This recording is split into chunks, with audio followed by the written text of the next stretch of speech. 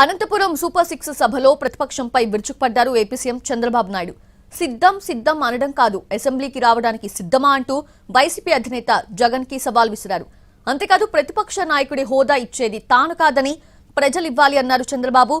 రప్పా అన్న వాళ్లకు బెండు తీశారని విమర్శించారు.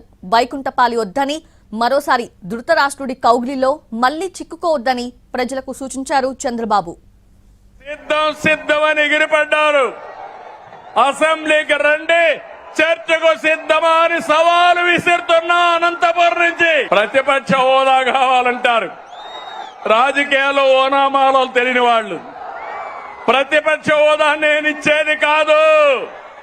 ఎవరిచ్చేది చెప్పండి? మీరిచ్చేది ప్రతిపక్ష హోదా. ముఖ్యమంత్రి పదవి ఎవరిచ్చారు నాకు? రప్ప అంటే ఇక్కడ చూస్తూ ఊరుకోవడానికి ఇక్కడ ఉండేది సిబిఎన్ పవన్ కళ్యాణ్.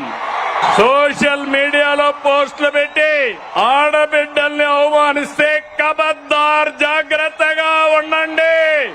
అవమానించిన 5 నిమిషాల్లో మీ చొక్కా పట్టుకునే మా పోలీసు సిద్ధంగా ఉంటారు. పులివెందల ఒంటెమిట్ట ఉప ఎన్నికల్లో ఏం జరిగింది తమ్ముళ్ళు చూశారు.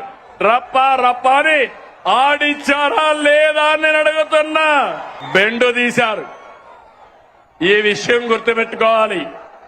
ప్రజాస్వామ్యంలో హింసా రాజకీయాలు చేస్తే ఇక్కడ సిబిఎన్ ఉన్నాడు.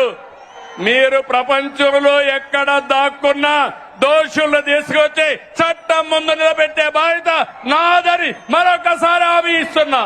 కూటమి పాలనలో సంక్షేమం సూపర్ హిట్, అభివృద్ధి సూపర్ హిట్.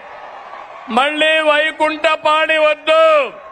శాశ్వతంగా కూటమి ఉంటే మీ భవిష్యత్తు బంగారు భవిష్యత్ అని మరొకసారి విజ్ఞప్తి చేస్తున్నా. వైసీపీ నాయకుడిది ధృతరాష్ట్ర కౌగిలి. ఎవరైనా పొరపాటున ఫేక్ మాటలు నమ్మి యామారితే ధృతరాష్ట్ర కౌగిలికి బలైపోతారు. 5 ఏళ్లు అయిపోయామా లేదా అని మిమ్మల్ని అడుగుతున్నా. 5 ఏళ్లు మీ ముఖంలో నవ్వు చూసావా అని అడుగుతున్నా. ఈరోజు స్వేచ్ఛనిచ్చామా లేదా అని మిమ్మల్ని అడుగుతున్నా.